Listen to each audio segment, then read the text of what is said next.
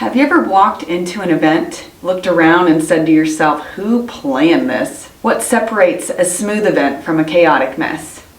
I'm Jana Henneman, and today we're talking about the importance of zenning a room before and during your event. This is important because if you navigate this crucial step, you're setting yourself up for success, especially with all of your events. Here's the thing, the setup of your event is not just about aesthetics. It's also about functionality. The way a room is arranged, it impacts attendees, how they feel, how they engage, and how they interact during the event. If the space feels cluttered or cramped, you're setting the wrong tone before the event even starts. But if the room feels intentional and organized, you're sending the message, this event matters and so do you.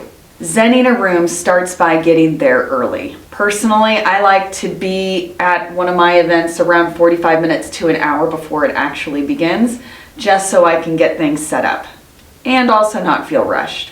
This gives me time to make the space my own and ensure every detail is just right. Also, there's always someone that comes a little early. You don't want them walking in 15 minutes early and you're still setting up.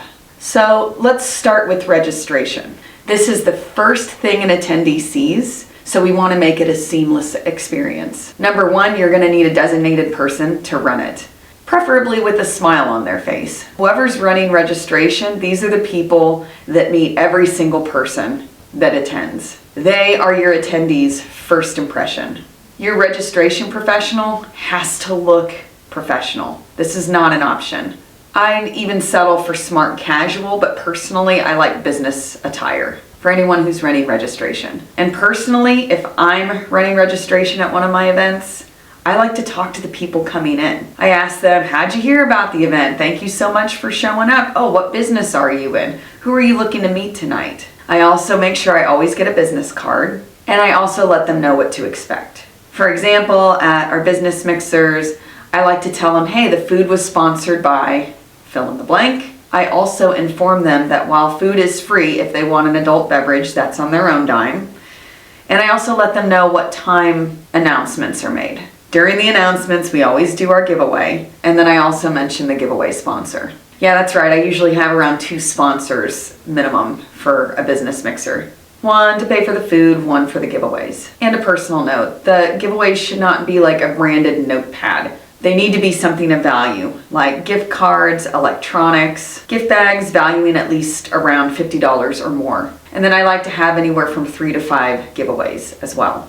I tell them what time the announcements are to make sure that they stay for the announcements. You can't win a giveaway if you're not there. And like I said, I'm always collecting that business card right at registration. It usually goes right into a bowl. And then after announcements are done, when we're doing the giveaways, we pull business cards right out of the bowl. But moving on, you also are going to want your registration table to look neat and tidy. You don't want papers all over the place. You don't want purse, belongings, paperwork.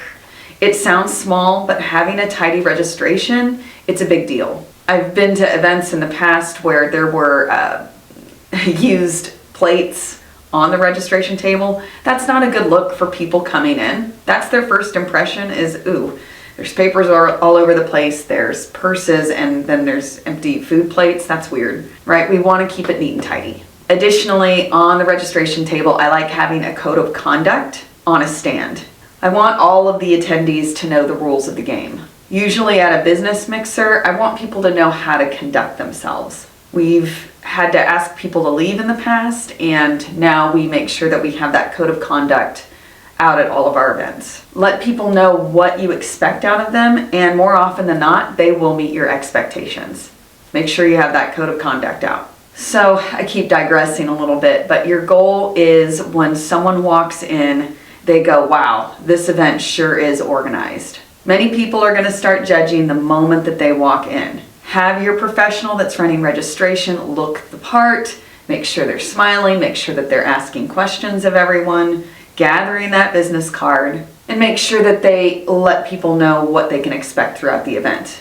So your attendee, they've gone through registration, they're walking past the registration table. What is the first thing that they see? Hopefully an open space for people to stand and network. You can have a couple of cocktail tables out, but make sure that there's plenty of space between them. Especially at our mixers, there's going to be times when people want to mingle and when they want to go grab some appetizers or tapas and then go sit down and eat. Take a rest. Any eating tables that we have, any sit-down tables that people want to go and sit down and have their food, we like to push to the sides of the room. This leaves a big open space in the middle for people to mix, mingle, and schmooze. I also like to align the chairs at those tables slightly outward so it's easy for them to come in and sit down. I know it seems kind of small, but it's these little details that make a really big difference at an event. And again, when you push those tables to the side so people can go, they know where to go to sit down and eat, you're making that space more open. They intuitively know where to go. They know, oh, okay, if I want a drink, I have to go to the bar over there. Oh, the food's over there and the tables are up against the wall. Okay, I'm gonna go grab some food, go sit down and kind of people watch for a minute. Then when I'm done, I'm gonna get up and go to the open space to network.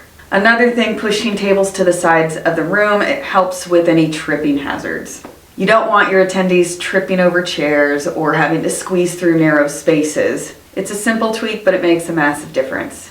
There's also the lighting. You want to strike the right balance. You don't want it so bright that you feel like you're getting interrogated, but you don't want it too dim either. It should feel bright enough that people feel energized, but soft enough to keep the room comfortable. Next, music. Music is key. At our mixers, we prefer slightly upbeat music, and this adds to the ambiance. But we do not put the volume all the way up. The last thing you want is to be standing right next to someone trying to have a conversation and you're having to yell at them. And finally, cords. If there are cables running across the floor, tape them to the ground or tuck them away. Nothing kills a professional vibe or an attendee's mood like tripping over loose wires. The last thing we want is people feeling embarrassed or leaving our event feeling embarrassed. And I speak from personal experience on this. It was a hard lesson and it happened at one of my own mixers. And I was the one who did the tripping. You know those awkward things that keep you up at night years later? It still plays in my mind from time to time. Tuck away the cords, tape down any wires.